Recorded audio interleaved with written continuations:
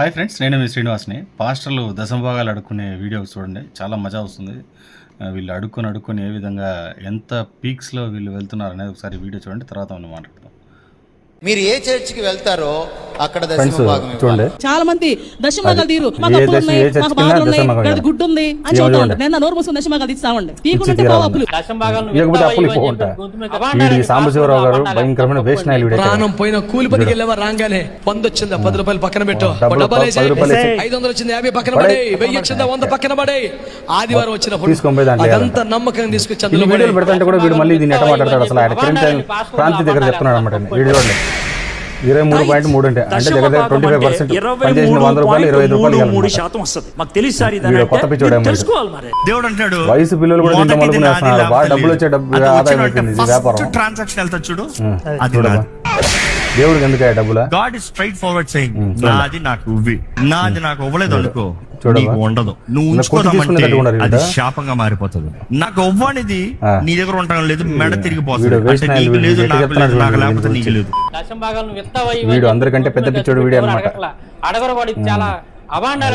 మన కరుణాకర్ సుగుణ వాంచి పారేస్తాడు వీళ్ళంతా, ఏం ఇబ్బంది లేదు. చూడండి ఈ ముసలోడు చూడండి ఏమంటారు.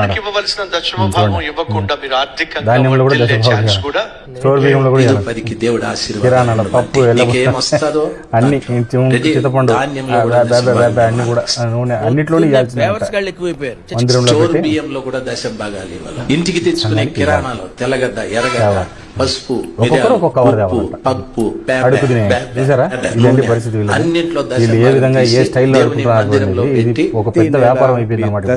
చాలా మంది ఇప్పుడు వీళ్ళు చెప్తున్నది వింటున్నారు కదా, అక్కడ వినేవాళ్ళు కూడా గొర్రెల కిందకే వస్తారు. ఇప్పుడన్నా ఇంకా మీద మారే వాళ్ళు దేవుడికి డబ్బు అవసరం లేదండి. ఎక్కడ కూడా మన హిందువుల హుండీలో చూడండి, హుండీలో మీరు ఏదైనా కానుకలు వేయగలిగితే హుండీలో వేయండి అనేది చెప్తారనమాట. దానికి కూడా ఎందుకు చెప్తారంటే కొంతమంది చిల్లర్లు విసిరేస్తూ ఉంటారు అక్కడక్కడ. అట్లాంటి పనులు చేయొద్దండి, డబ్బు ఎక్కడ విసిరేయద్దండి, హుండీలో వేయండి అని చెప్తారు. అంతేగాని దశమభాగాలు ఇవ్వండి, 23.3% ఇవ్వాలి, తెలుసుకోవాలి. తెలియకపోతే అందరూ దశభాగం ఇచ్చి తీరాల్సిందే. ఇట్లాంటి మాటలన్నీ వీళ్ళు మాట్లాడుతున్నారు అనమాట. ఇంకా మీదటన్నా మీరు దీంట్లో నుంచి తెలుసుకోండి. ఇది అన్ని బూటకం అండి. వీళ్ళు చేసేదంతా వ్యాపారం, డబ్బుల కోసం చేస్తున్నారు. చూస్తున్నారు కదా, చిన్న పిల్లలు కూడా దీంట్లో ఎంటర్ అయిపోతున్నారు. అంటే ఒక 25 అబో ఉండేవాళ్ళు ఈ పాస్టర్ ఉద్యోగం పోయి నేర్చుకునేసేది అక్కడ ట్రైనింగ్ అయిపోయి ఇక్కడైతే వచ్చేస్తున్నారు అనమాట. ఇదేంటి పరిస్థితి, మీరు చూసి తెలుసుకుంటారని నేను అనుకుంటున్నాను. ఇంకా మీదటన్నా ఇలాంటి వీడియోలన్నా చూసినా మీరు మారండి. ఇంతే ఫ్రెండ్స్, బాయ్.